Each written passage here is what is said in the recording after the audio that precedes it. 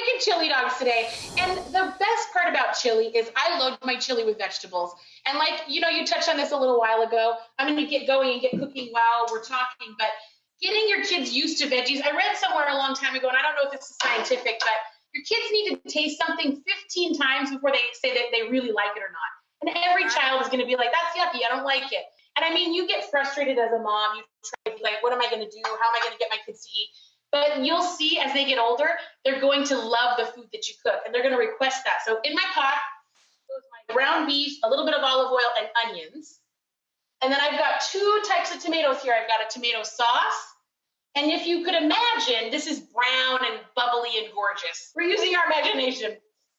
So I'm going to go ahead and put my tomatoes in. I'm going to put my tomato sauce in. And I'm also going to do my beef stock. And I like beans and meat. So you make it how you like it. But I also like chili that's a little brothy. It's got a little movement to it. I don't like it to be stick in it. So that's how this chili is. And it's classic. And here we're going to go in with our vegetables. I mean, this is also controversial too. I love a green pepper in chili. Green pepper, green pepper, green pepper. It's going to go in forever. We've got a little salt and pepper. Very, very accessible, easy ingredients. We've got some chili powder, garlic powder. Yeah. We've also got a little bit of cumin, a little bit of onion powder, some fresh garlic going in. And then we have our kidney beans. So imagine, if you will, this has been cooking for a little while. And this is good in 30 minutes, 25, 30 minutes. It's ready. It's cooked through. I like it to simmer. If you have a crock pot or a slow cooker, you can throw it in that. You can leave it on the back burner. Just, don't babysit it, but turn it on really low and come back every couple of minutes. Crisp skin weenies. This is important. Where's my little tongs? Here. So I like to just take a little olive oil, and these guys are nice and thin, so I'm holding it up to my terrible camera. Nice and thin, crispy skin, and we're ready to assemble. So that little guy's going to cook, and like I said, our chili's been going since the crack of dawn. And I got some nice soft rolls. Mike's my cameraman. It's my husband. I'm just going to he's going to move the camera down just a little bit.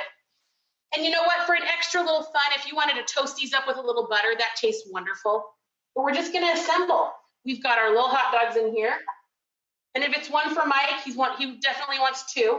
So I'm going to go ahead and spoon this chili over. And I'll let you guys. Double dogs in one roll. Wow. Okay, and then I like to top it. So this is beautiful and nice and hot. We got a little cheese. And this is something kind of funny. I've already gotten a couple comments from people who had advanced copies of the books. They're like, cucumber. Why cucumber? What are you thinking? This is the thought process behind the cucumber. I want my kids to start getting used to crunchy, mild veggies. A cucumber is crunchy. It's got texture. The number one thing your kids complain about is like, oh, it's too crunchy. I don't like the texture. I don't like that. But cucumber, it's delicious. It's crunchy. It's a little bit different. And I serve cucumber and pea pods and cherry tomatoes with almost every meal, just getting my kids used to that crunch. I love it. Such great advice, as always, from you. And what great books to put into the family collection. And what great timing on the kids' book. It's really a family book. You're right. It's not just for kids. It's just great advice.